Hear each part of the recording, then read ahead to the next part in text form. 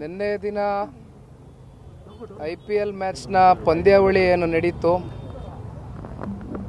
ಫೈನಲ್ನಲ್ಲಿ ನಡೆದಂಥ ಒಂದು ಪಂದ್ಯಾವಳಿಯಲ್ಲಿ ಹತ್ತತ್ರ 2 ದಶಕಗಳು ಅಂದರೆ 18 ವರ್ಷಗಳ ನಂತರ ಮೊದಲನೇ ಬಾರಿಗೆ RCBಯ ತಂಡ ಫೈನಲ್ನಲ್ಲಿ ಇವತ್ತು ವಿಜೇತರಾಗಿ ಹೊರಬಂದಿರತಕ್ಕಂಥದ್ದು ನಿನ್ನೆ ದಿನ. ಆ ಹಿನ್ನೆಲೆಯಲ್ಲಿ ಇವತ್ತು ಏನು ಸಾಕಷ್ಟು ಜನ RCBಯ ಅಭಿಮಾನಿ ಬಳಗ ಇವತ್ತು ಕರ್ನಾಟಕ ರಾಜ್ಯದ ಉದ್ದಗಲಕ್ಕೂ ಕೂಡ ಕೋಟ್ಯಾಂತರ ಜನ ಇವತ್ತು ಇಡೀ ದೇಶದಲ್ಲೂ ಇದ್ದಾರೆ. ನಮ್ಮ ರಾಜ್ಯದಲ್ಲಿ ಬಹುಶಃ IPLನ ತಂಡಕ್ಕೆ ಇಷ್ಟು ದೊಡ್ಡ ಮಟ್ಟದ ಒಂದು ಅಭಿಮಾನಿಗಳನ್ನ ಪಡೆದಿರ್ತಕ್ಕಂಥದ್ದು RCBಯ ಒಂದು IPL ಟೀಮ್.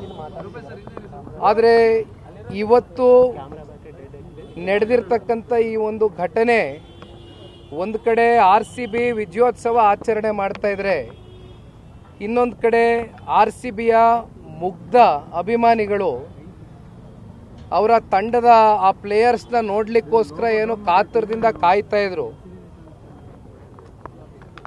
ಸಾಕಷ್ಟು ಜನ ಇವತ್ತು ಈ ಒಂದು ಸಂದರ್ಭದಲ್ಲಿ ಇವತ್ತಿನ ದಿನ ಮೃತಪಟ್ಟಿರ್ತಕ್ಕಂಥದ್ದು. ಅದರಲ್ಲೂ ಇವತ್ತು ನಾವು ಬೋರಿಂಗ್ ಆಸ್ಪತ್ರೆಗೆ ಏನು ಬಂದಿದ್ದೇವೆ, ಈಗ ತಾನೇ ವೈದ್ಯರ ಜೊತೆ ಮಾತನಾಡಬೇಕಾದ್ರೆ ಹತ್ತತ್ರ 17 ಜನ ಇವತ್ತೇನು ಇಂಜುರಿಗೆ ಒಳಗಾಗಿರ್ತಕ್ಕಂಥವ್ರು, ಅದರಲ್ಲಿ 6 ಜನ ಇವತ್ತು ಮೃತಪಟ್ಟಿರ್ತಕ್ಕಂಥದ್ದು ಅಧಿಕೃತವಾಗಿ ಈಗಾಗಲೇ ಘೋಷಣೆ ಮಾಡಿದ್ದಾರೆ.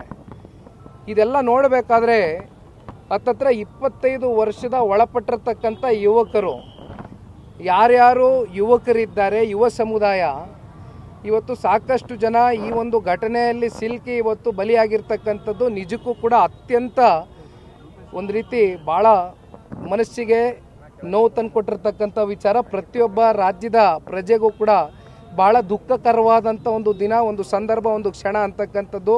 ಇವತ್ತು ನಾವೆಲ್ಲರೂ ಕೂಡ ಆ ಒಂದು ಕುಟುಂಬದ ಜೊತೆ ನಿಂತಿದ್ದೇವೆ. ಆದರೆ